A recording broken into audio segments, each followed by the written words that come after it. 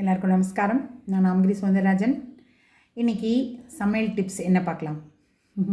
துவாதசி இல்லையா அன்றைக்கி. இந்த துவாதசியில் நாங்கள் ஒரு கஞ்சி பண்ணுவோம், தேங்காய் பால் விட்டு கஞ்சி. அது முதல் நாள் ஃபுல் உபவாசம் இருக்கிறவங்களுக்கு பரவாயில்ல, கொஞ்சம் பலகாரம் சாப்பிட்டவங்களுக்கு கூட பரவாயில்ல.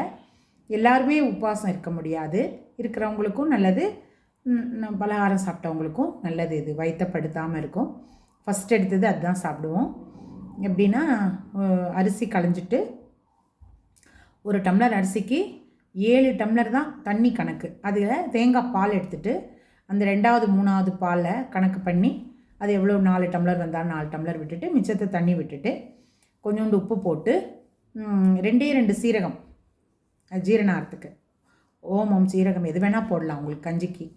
ஓமத்தை விட சீரகம் உங்களுக்கு ஓமம் வாசனை சிலருக்கு பிடிக்காது. அதை வச்சு நல்லா விசில் விட ஒரு 5-6 விசில் விட்டோன்னா நல்லா குழஞ்சி வெந்துடும். அதுக்கப்புறம் இறக்கிட்டு ஃபஸ்ட்டு பாலை விட்டுட்டு கலந்துட்டு அதை கஞ்சி மாதிரி போரேஜ் மாதிரி ஃபஸ்ட்டு போட்டுட்டு அதுக்கு தொட்டுக்கிறதுக்கு ஒரு தண்ணியாக ஒரு கொஜ்ஜு தான் பண்ணுவோம் நாங்கள்.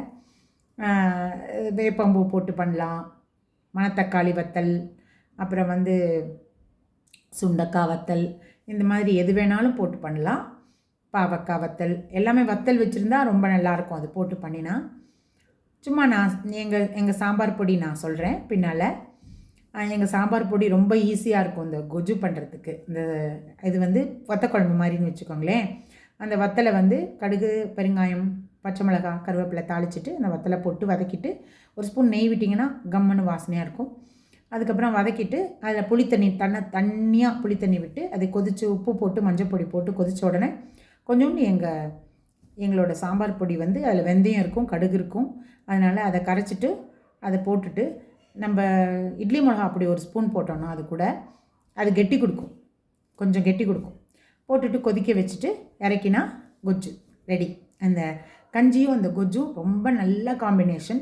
ஃபஸ்ட்டு நாங்கள் அதுதான் சாப்பிடுவோம். நெல்லிக்காய் பச்சடி பண்ணிப்போம். நெல்லிக்காய் பச்சடி, நெல்லிக்காய், பச்சை மிளகாய், உப்பு, புளி வேண்டாம், அதுக்கு நெல்லிக்காயிலே புளிப்பு இருக்குது. உப்பு பெருங்காயம் வச்சு அரைச்சிட்டு அதை தேங்காய் போட்டு அரைச்சிட்டு அதை அப்படியேவும் தாளித்து சாப்பிட்லாம், இல்லைன்னா தயிரில் போட்டுட்டு தாளித்து சாப்பிட்லாம். செஞ்சு பார்த்துட்டு எனக்கு சொல்லுங்கள். Thank you very much.